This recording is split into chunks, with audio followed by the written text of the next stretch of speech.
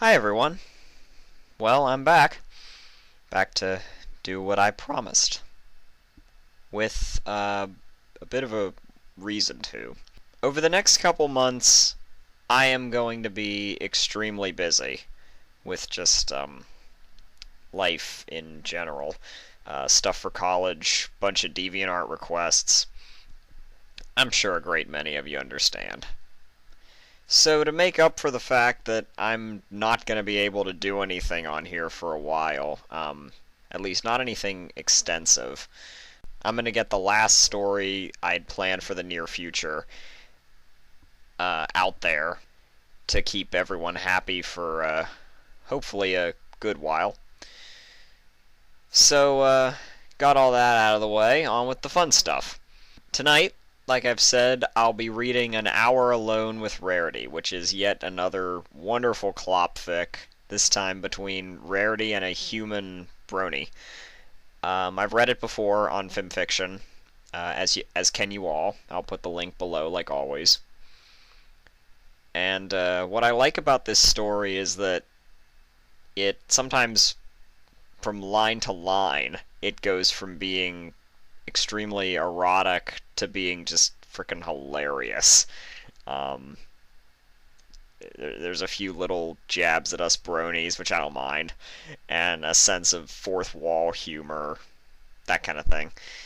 I hope everyone enjoys it as much as me. Just want to once again thank my subscribers, and to all listeners, I hope you enjoy. Let's do this. An Hour Alone with Rarity. The first pony that catches what this alludes to gets an hour alone with me. That was what had been written by the administrator for the Facebook fan page named Rarity.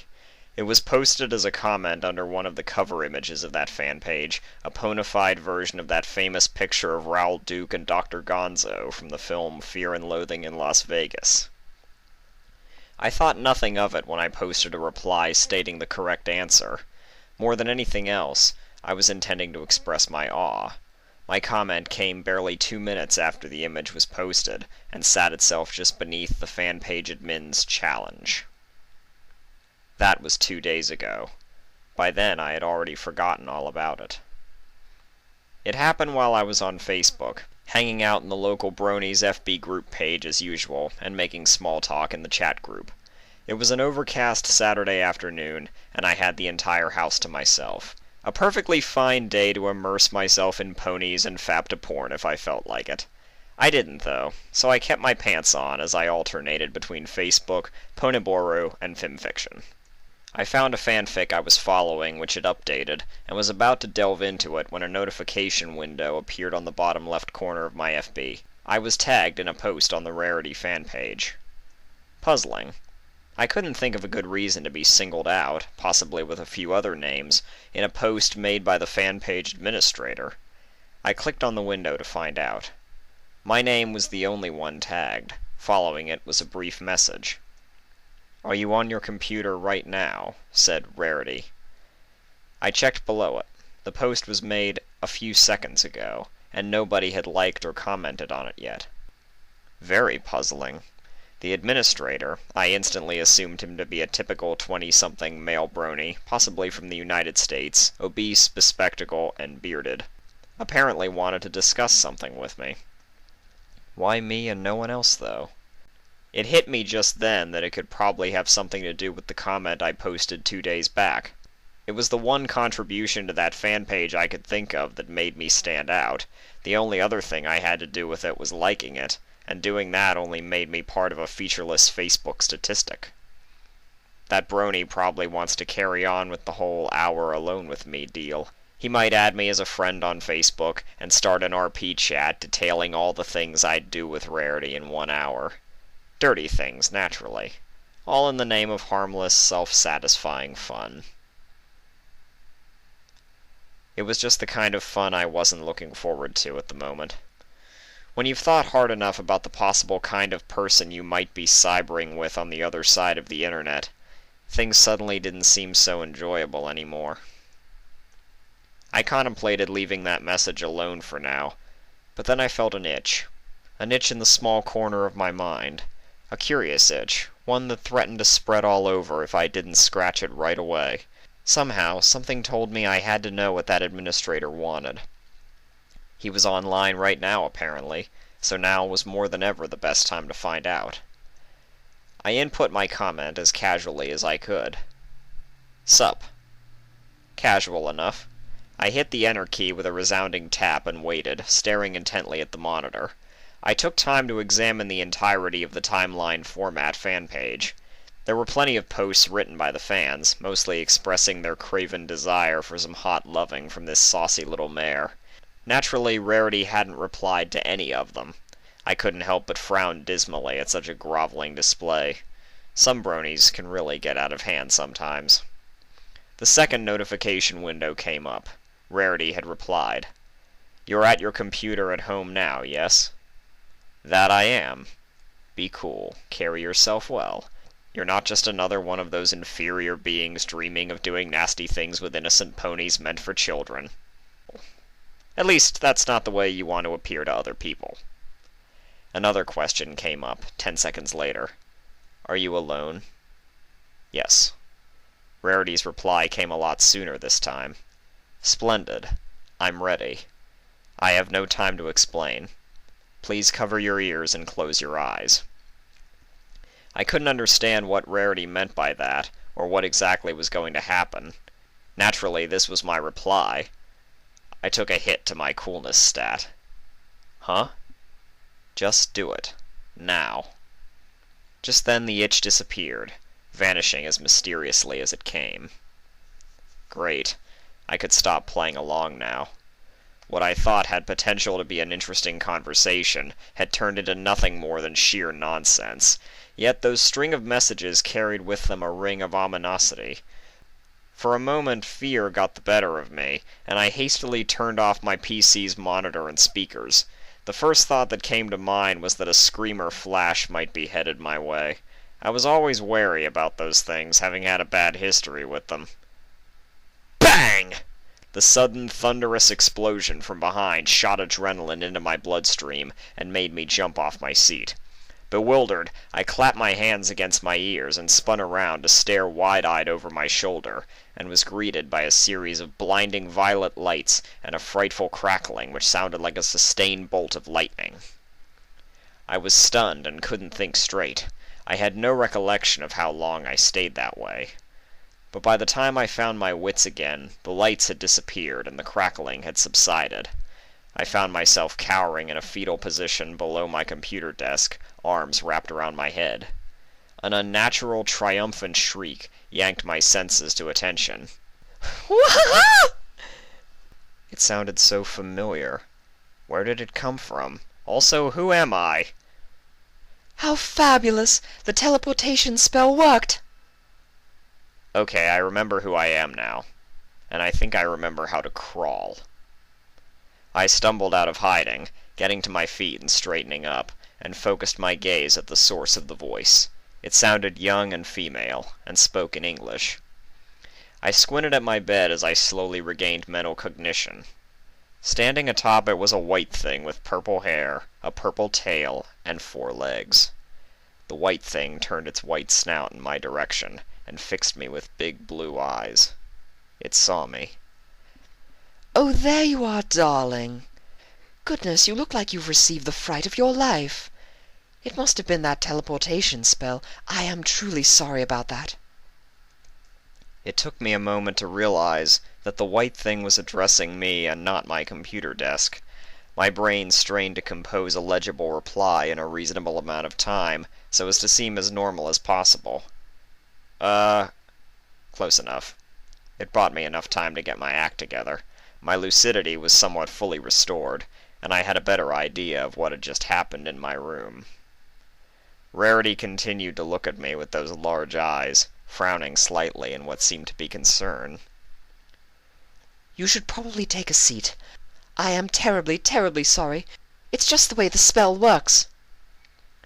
The snow-white unicorn with the indigo mane dismounted from my bed and came beside me.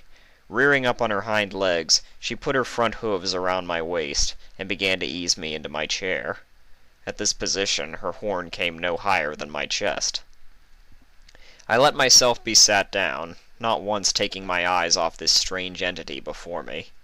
I was stunned at first, but then clarity took over, and now I was sufficiently compos mentis to understand that this scene playing in front of me was plain confusing. It wasn't scientifically possible. She wasn't scientifically possible! Yet the touch of her hooves felt so real on my body. I could make out the soft, downy texture of her coat with my eyes.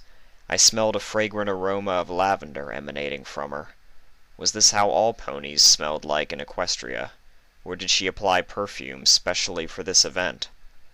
"How?" I started. "Magic," Rarity replied flatly, winking. She knew it, the universal answer for all things and occasions seemingly inconceivable in this world. She must be very familiar with the internet, then. I shut my mouth and accepted it for what it was. It was moot to try and make sense of the situation before me. Unicorns clearly knew how to wield magic, according to MLP Fim.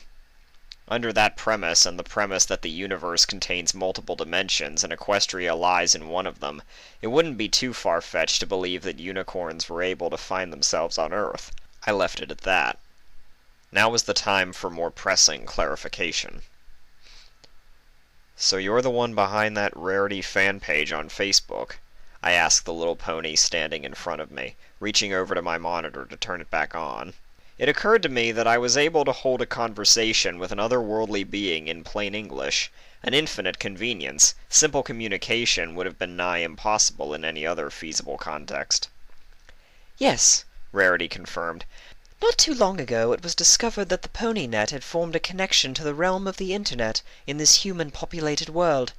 We're still trying to discover how that happened, but more importantly, very soon afterwards we found a society of humans existing on the internet who seemed to know a lot about us.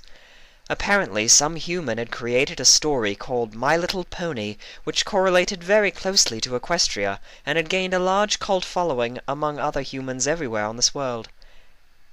At least that's what Twilight would have wanted me to explain to you," she added, staring intently at an upturned hoof like a lady checking her nails. "I don't really understand it myself, nor do I care much for it." She pouted nonchalantly as she said that, and I couldn't help but notice how much cuter it looked in real life. Twilight Sparkle. Hearing another familiar name was positive confirmation that this Rarity had indeed come from Equestria. "She was the one who formulated the teleportation spell to travel to this world. Already she's made several visits to various bronies here, doing research. She's told us so many interesting things about your world and people, but this is the first time I'm seeing it for myself." Rarity gave me a quick once-over like a curator surveying a museum display piece, possibly analyzing the quality of my human beingness. She appeared satisfied at her appraisal, though I personally wouldn't vouch for that. There were many things about myself I wasn't pleased with. "You bronies certainly seem to be quite an interesting bunch," Rarity said, smiling at my computer screen. The Facebook post I was tagged in had already received 2 likes. Did these 2 people even know what mind-blowing event is going on here? "Young adults, mostly male, and possessing quite a fair bit of sex drive," she cooed playfully. "One that transcends similar species attraction." I flushed embarrassedly. She was definitely referring to the lurid comments on the fan page. I hadn't the heart to explain that such behavior was generally shunned at by majority of human society. Rarity had probably misunderstood it to be as natural as stallions getting in heat. I suddenly felt a weight pressing down on my thighs. Looking down, I realized that Rarity was leaning her forelegs against my lap. She rested her head on her right hoof, and stared back up at me coyly, a sly grin playing around her lips. "Which was why I wrote that comment on my image. I was choosing an intelligent young brony with a good taste in movies to pay a very special visit to." She put emphasis on the word special, much more than was necessary. "Well, you lucky man," the unicorn whispered alluringly. "Are you ready to claim your prize?" There was so much startlement today it was getting annoying. Now I had to struggle to accept that I was indeed going to spend an hour alone with none other than my best pony of all years every year, with 120% possibility of sex. It's not like I was averse to that idea. I do think Rarity as a cartoon character was sexy as hell, mostly thanks to Tabitha St. Germain and her godlike talent lending a posh, svelte, transatlantic accent that effortlessly charmed the socks off me every single time. And right now this very voice was speaking to me from less than a foot away, lustfully beckoning me to bring my sex on. Rarity's current position put her in uncomfortably close proximity to my groin.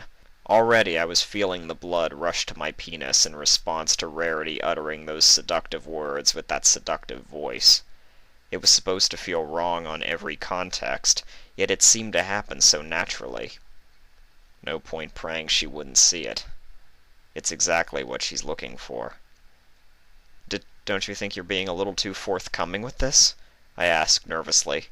Rarity drew backwards, confused. Whatever is the matter? Isn't this what you've been expecting when you answered my question correctly? Was I not being suggestive enough when I said an hour alone with me? Well, yes, but I really had no idea it was going to turn out this way. That you were actually going to come here and spend an hour alone with me. I took a deep breath and delivered the clincher. I didn't even think you actually existed in real life. Rarity blanched for a moment and lowered her gaze to the floor. She spoke to her hooves after a while. Twilight did mention how every pony she visited. Everybody, I corrected without thinking. Everybody she visited in this world was initially shocked when they saw her. But I suppose it isn't that hard to understand when magic and teleportation isn't a common occurrence here. But all of them became gradually receptive, even excited at her arrival afterwards. She turned her head up to look at me again. I meant for this to be a pleasant surprise for you, but you certainly don't seem to be taking it very well. I suppose I messed up and came on too strong. The unhappy look on her face tugged fiercely at my heartstrings. Now was no longer the time to be thinking of scientific possibilities. It's not that, Rarity, I said. I am very surprised, and even honored, that you would take the time to come all the way here to see me. I was just confused at why you would suddenly decide to offer yourself up to a human being like that, when all I did was answer a simple question. I hesitated a bit before continuing. I understand you're a youthful mare with a healthy sex drive, but aren't there plenty of fine stallions in Equestria who could satisfy your needs? I imagine it wouldn't be too hard for a pretty pony like you to look for one. The fashionista pony seemed to cheer up a bit at my praise. Thank you for the compliment, darling. Yes, I am of course easily capable of charming any stallion I want. In fact, I do believe I'm able to charm just about any living thing who can understand the words I am saying, she added with a knowing look. It's just that I've been reading all the comments made by the bronies on my fan page, and it got me feeling a little experimental. She inched closer to me again. Shyness seemed to be giving way to seduction once more. I was curious about how it would feel like to get bucked by a smart, handsome, two-legged human with hands, she whispered. And looking at you, I wouldn't be surprised if you hadn't thought likewise. She got me good. The vulgar language, coupled with that sultry voice, made me doubly turned on. I admit I wasn't exactly the most innocent brony on the block. I have on more than one occasion savored the thought of bedding such a charming personality as Rarity. I was just open-minded that way. My chubby was coming up again. My mind had stopped considering logic and reason, and was instead urging me to go forth and grab this golden opportunity. I adored her, and she appeared to like me. This was indeed my wildest dream come true. As a wise man once said, sex is good. Doesn't matter what kind of sex it is, I added to myself. Rarity should consider herself lucky that she had chosen me to be part of this unique encounter. Right there, a brilliant, if not particularly humorous idea lit up in my head. I raised my right hand towards her and caressed her face. She seemed to enjoy its gentle touch. All right, Rarity. I shall accede to your request, but I only ask that you do me a few small favors in return." "Of course, darling," she replied gladly. "Whatever do you need?" I bent downwards and wrapped my arms around her torso, lifting her up and setting her down on my lap, facing me. Her head was level with mine. Her hind legs straddled over my thighs, spread wide, and in between I could make out an enticing shape of pink. I cradled Rarity's body close to mine, and felt her do the same. Her body was enchantingly warm, her pristine white coat plush and downy against my cheek, neck, and arms. Softly, I whispered my request into her ear. It was a couple of things I wanted her to play along with to enhance the experience. She listened and nodded her head in agreement, bemused but obliging. "Well, if that's what you want. I'm not sure how much better it'll make you feel, but I don't mind it." "Trust me, it will." Satisfied, I began planting small kisses on her neck and shoulders, causing her to moan cutely. She started to nuzzle me back, nibbling and licking on my ear.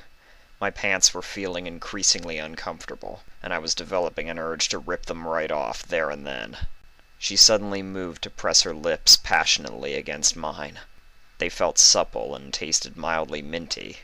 Her breath was light and fresh. I closed my eyes and focused on its soft touch. It didn't feel unnatural in any way. It was almost as though her lips were made for mine. The euphoria of kissing the very object of my desire splashed around my brain. Her foreleg curled around the back of my neck and pushed in harder as I tightened my hug. I felt her push my lips apart with her own, and her tongue snake past to enter. I instantly fought back with my own. We battled fiercely for a while, savoring each other's tastes, before I relented and let her through. I felt her tongue sweeping every crevice in my mouth, exploring its alienness and acquainting herself with it. At this point I grew bold and sneaky. I withdrew my right hand from around her waist and took a trip down under. Rarity gasped audibly into my mouth as she felt my fingers stroking up her slit unexpectedly. She certainly wasn't ready for it. I took the opportunity for revenge and forced my tongue deep into her mouth. At every attempt to fend me off, I would run my fingers against her moist pussy, paralyzing her with pleasure and backing her down. We carried on in this fashion, our kissing becoming more and more torrid. My right hand was picking up the pace and generously rubbing her sensitive, cushy sex, transitioning it to furious, rapid penetration. She was getting wetter by the second. Her whining became louder and more aroused, and her hips were grinding themselves against my hand. It wasn't too long after when Rarity threw her head back to cry out in sheer pleasure, pulling away a trail of saliva as our tongues disengaged. Oh, darling, Mama's coming!" she wailed as she reached her climax. I cheered silently to myself. She remembered my request. Hearing her proclaim those words in this context was something I had dreamt of for a very long time. Her holes squeezed tight, and a fresh serving of pony juice dribbled down my fingers and into my hand, pooling a small amount in my palm. Strangely enough, the first thought that entered my head at that time was the fact that I wasn't feeling any pain from fingers digging into my back, a feeling I had come to associate with the vociferation of an orgasm, until I remembered that I was doing a pony with hooves. My intense fingering gradually slowed down as her ecstasy indulgently reached its end, and I softly extracted my sopping digits from her pink. "So, how was your first experience with hands?" I asked saucily. Rarity collapsed her head on my left shoulder, nuzzling her cheek against my neck. "Simply divine," she uttered. "Can hooves do that?" I felt her lazily move her head from side to side in reply. "No stallion has been able to pleasure me so quickly and easily by using his hooves before." I felt her warm tongue flick against my ear. "You certainly didn't waste any time at all. I like that." She breathed the last 3 words sultrily into my ear canal. I puffed out my chest in pride. It wasn't every day I would receive a compliment for my skills in creating orgasms, let alone from a sexy pony with an accent to die for. I tightened my embrace in gratitude. Remembering my wet fingers, I gingerly brought them into my mouth for a sample. Her raw taste was tantalizing and addictive. It was then that I noticed the growing puddle on the thighs of my pants. "So much nectar," I remarked, gazing downwards at Rarity's fleshy, oozing twat. "Time to dine." Still cradling the unicorn pony in my arms, I got to my feet and made my way to my bed. She wasn't too heavy, weighing roughly 30 to 40 kilograms. I eased her down, belly up, and swiftly removed my shirt and shorts, leaving nothing on but a pair of dark blue boxers doing a terrible job at hiding a boner. Rarity had little time to giggle excitedly before I crawled over her on all fours and began planting small kisses on her lips, face, neck, and chest, trailing my way down her soft white belly and towards her nethers. My hands ran along the length of her body, all over her legs, torso, and abdomen. She responded positively to all of this, letting out stimulated moans and eagerly spreading herself apart. Eventually I made my way to the foot of my bed, kneeling so that my body was in between and close to her rear legs. I took the time to massage her inner thighs and loins with my lips and fingers before setting eyes on the main course. Her moist, swollen pussy was in full view for partaking. I admired every fold and detail of this erotic sight, eating it all up visually. A trickle of cum was running below her crevice, almost making its way to her cute tiny sphincter beneath her long curly tail. I decided to start from there, lapping up the pussy milk trail and dragging my tongue upwards. I caught a deep whiff of Rarity as I did so. Her rich musk, mixed with her lavender perfume, threatened to overpower me. Rarity reacted immediately as my tongue ran the length of her labia, thrusting her hips out and kissing my lips with those of her pussy. I felt her clitoris rub up against my nose. "Gently, please," I heard her plead. It heartened me to see that she was doing her best to comply with all of my requests, and the way she said it was similar to the way she did in Over a Barrel, which turned me on greatly. It gave me the motivation I needed to give her due satisfaction. Reasonably gently, I paid her lip and tongue service, probing her depths with generous licking, occasionally surfacing to give special attention to her little button. With my right index and middle fingers I framed her vag open as I worked. Pony juice continued to pour out of her crack, which I drank greedily. It was my liquor, its taste intoxicating me and adding to the conspired assault on my senses by her scent. Rarity's moaning increased in frequency and pitch as I ate harder and harder into her. She had wrapped both hind legs around my neck and was pressing my head down with her forehooves, ever urging me on. I stopped using my tongue to brush her nub to focus more on Frenching her pink, passing that roll over to my nose. Few people have heard of using their noses in cunnilingus, but I happen to have a special affinity for it. I skillfully rubbed the tip of my nose up, down, left, right, and it seemed to please Rarity to no end. "Please, darling," she begged, her voice trembling. "Put it in. Now." I felt her folds open up invitingly, desperate for cock. Holding some of her ambrosia in my mouth, I disengaged my tongue from her pussy and crawled upwards to position myself over her on all fours. We locked lips again, and I made sure that she had a good taste of herself, emptying the contents of my mouth into hers. Meanwhile, my left hand had reached over to my boxers and unbuttoned them in front, finally letting my painfully erect dog out to breathe fresh air and escape from the straining confines of clothing. I guided it with my hand towards Rarity's pussy and began to tease her with its tip, dragging it up and down her slit. It was slick and ready for a pounding any time. She broke the kiss abruptly to stare down curiously at my appendage. I swore for a brief moment I saw a flash of disappointment pass over her face, before she quickly hid her expression. Can't be helped, I suppose.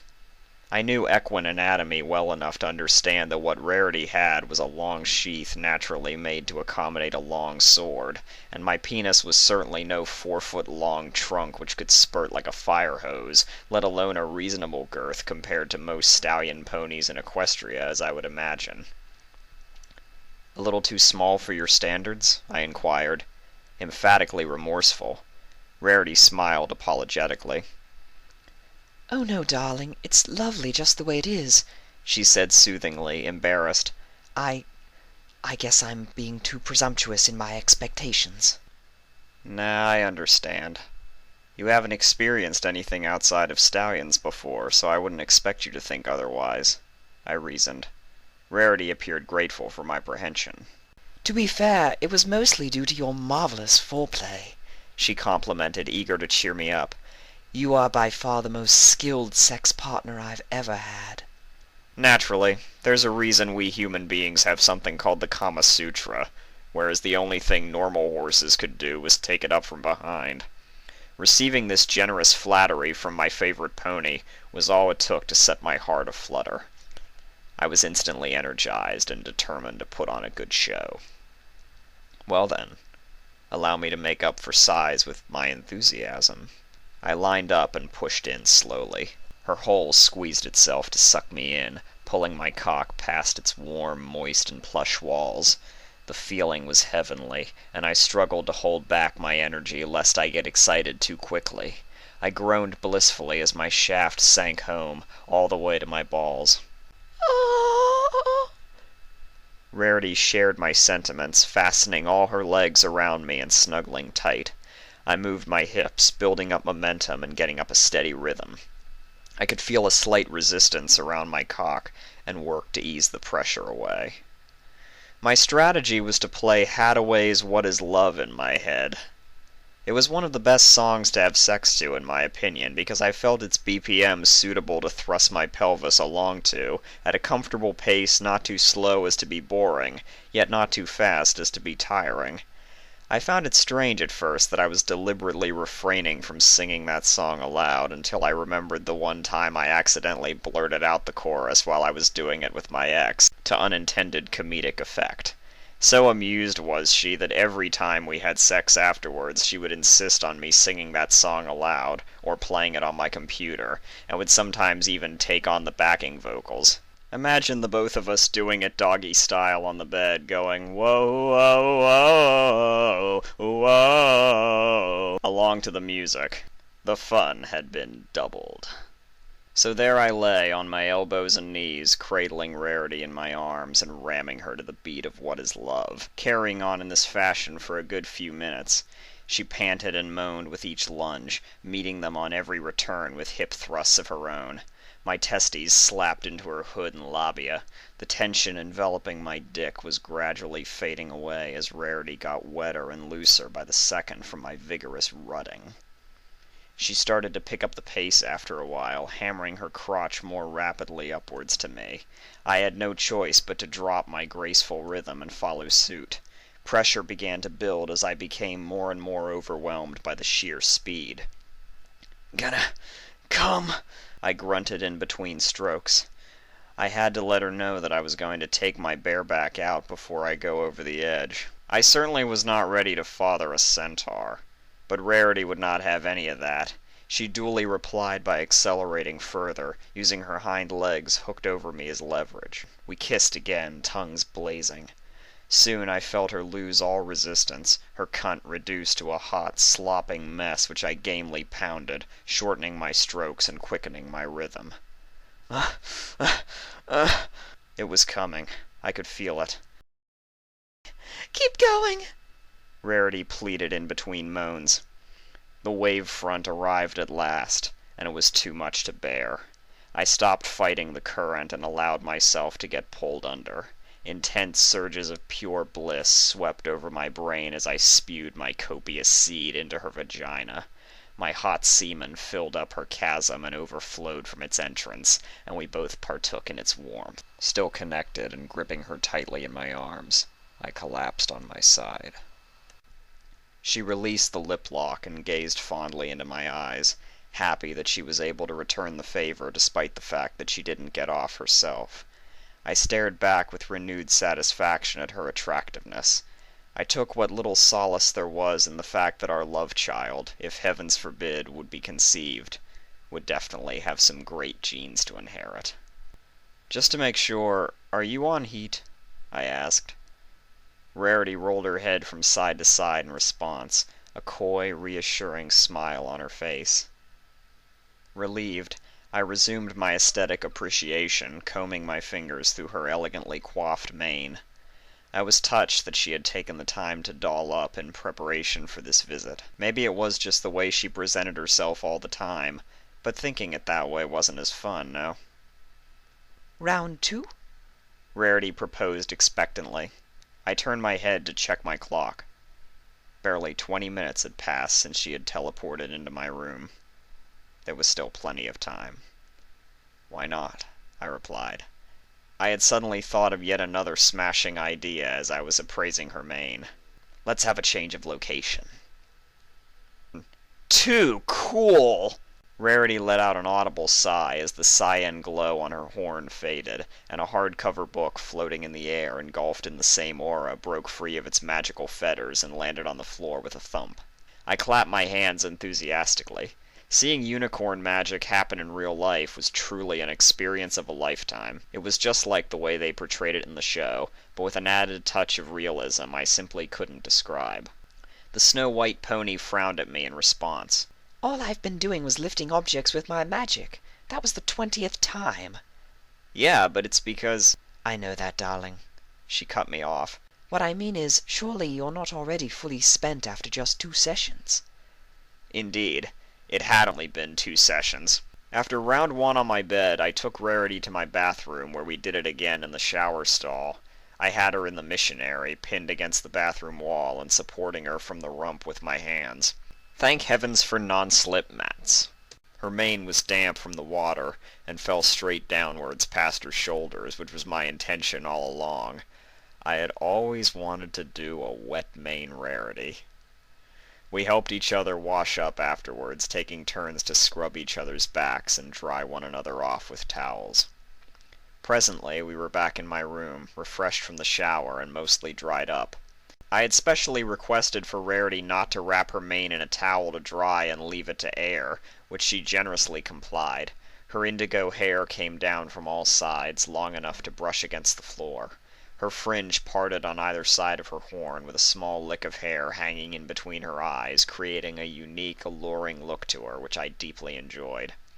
I let her wear one of my t-shirts to complete the after-sex look, a plain white one with no design, which naturally was too big for her. Her bare flank peeked temptingly from underneath the hem. "It's not about my being spent or anything," I replied, "and don't call me Shirley." I got up from my seat and knelt to hold the little pony in my arms. I carefully lifted her up and brought her back to my computer chair with me, setting her down on my left thigh. "It's just that you're an esteemed guest here in my household. No, here in my world. And I think there are so many other interesting things we can do together or share with each other besides exchanging bodily fluids." My right hand reached out to grab my mouse, and I began trawling the web. The unicorn pony looked at me confusingly. And here I was thinking that all you bronies can think about is clopping to us ponies. I reckon that Rarity must have been all too familiar with the more perverted side of the fandom on the internet to have an understanding of the word clop, and to have that kind of impression on us. I had to set the record straight. "You seem to have the wrong impression of us bronies, Rarity," I said with mock disappointment. "Only a small part of us think that way. The majority of us are content with discussing clean content, and we try to keep things civil and be as family-friendly as possible. Sex isn't the one single thing on our minds all the time." What does that make you, then? She riposted playfully. You claim to be part of the majority, yet you were so enthusiastic with having sex with me. "I wasn't enthusiastic," I protested. "Well, I was trying not to show it, at least. You're my favorite pony for more than one reason, you know. There was no way I could resist all that flirting. And I'm a pretty open-minded guy who's willing to try new things." Rarity waited for me to continue. "I'd say I make it a point to uphold a good impression, but I'm always aware of where my desires lie. What we did earlier was just me doing my best to satisfy the curiosity of one very hot pony while having a little fun at the same time. I gave her a meaningful look, preparing to drop the punchline. There will always be people on either extreme of the spectrum, but still, some of us do have standards.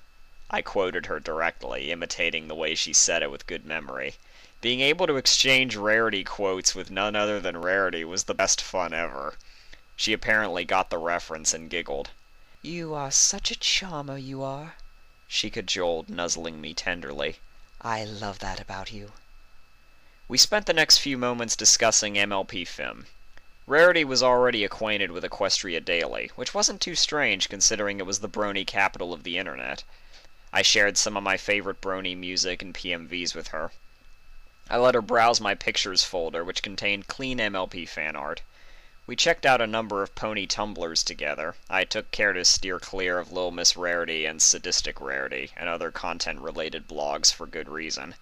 I opened up a few Kira Spawn videos showcasing her best moments, especially her whining in a dog and pony show, which she made an impressive display of reenacting. She asserted that all of the snippets I had shown her had indeed happened to her at a particular point in time, a very intriguing assertion. I even managed to extract information about the royal wedding from her, which she gave more than willingly, spoiling myself firsthand before anybody else. It struck me that there was something regarding her character I had wanted to make clear for the longest time. I opened up a piece of fan fiction, a work of art I loved so much I had saved it in PDF form in my documents, and explained to her what it was. Rarity had never read a fanfic before, and asked that I read it aloud to her. So I did. Rarity was visibly saddened as I read off the closing line. As you can imagine, the story was an incredibly sorrowful one with a bittersweet ending, and had to do with Rarity's history, albeit a fan-made one. Having read it numerous times before, the effect had numbed on me, but the white unicorn who was hearing it for the first time clung onto me tightly, tears streaming from her eyes and falling onto my chest. I caressed her head and back comfortingly, offering as much warmth and solace as I could. "Simply beautiful," Rarity commented shakily after a while. "That was so heartfelt and touching." "Rarity," I began cautiously. "How much of this is true?" "It isn't," she sniffed, wiping her eyes with a hoof. "I was born in Ponyville, not Canterlot. Sweetie Belle is in fact my real sister. But I do keep a diary," she continued after a brief pause. "I still do today. It's just that I've never seen things from a perspective like this before. That was spectacular storytelling. It has made me appreciate my friends and family even more. I feel like going up to Mommy and Daddy and Sweetie Belle right now to tell them how much I love them, and give them the biggest hugs ever. I really must share it with every pony when I go back." She lifted her head upwards, and I made eye contact with her shimmering, limpid pools. "Thank you for sharing that with me.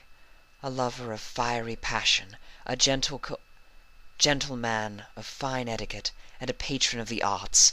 You truly are the most interesting man I have ever encountered in my life." Rarity gave me an affectionate peck on the cheek. "It's my pleasure," I said honestly. I was able to guiltlessly shed away some false headcanon with that clarification, which was good. And I'm glad you think of me that way. You have no idea what that means to me. We cuddled for a while. I suddenly took notice of my clock. "Does that mean we'll be seeing each other again soon?" I asked her quickly. "Of course, darling." Her reply was immediate and to the point. "Any time you like. Just let me know on Facebook, so that I can make the necessary arrangements to my schedule. My tailoring services are in such high demand these days that I barely have enough quality time to spend for myself." "Is once a week fine? My family's timetables were such that I always had the house to myself every Saturday, just like today." "Once a week would be lovely." Rarity raised her head from my chest to face me. "Why do you ask this all of a sudden, anyway?" I cocked my head to my clock. "Because it's been long past an hour." Rarity turned to glance at the timepiece for a brief second before looking back at me, grinning saucily. Do you have any idea how long an hour in Equestria lasts in this world? She asked, feigning innocence. I answered in the negative. Exactly, she whispered, moving forward to kiss me again. Well, my friends, I hope y'all enjoyed that. Wow. I'm jelly. I'm jelly of this guy all the way. Uh, Beyond that, not really sure how to close out something like this, so I guess I'll just say thanks once again. Forgot to mention before, I've hit 50 subscribers, so thank you. Many thanks and many glasses raised to all of you. I cannot be more appreciative. But I'm also rather tired now, so I'll just say thanks again to everyone who listened. Hope they enjoyed as always, and I await any and all comments. Hope everyone has a great night. See ya.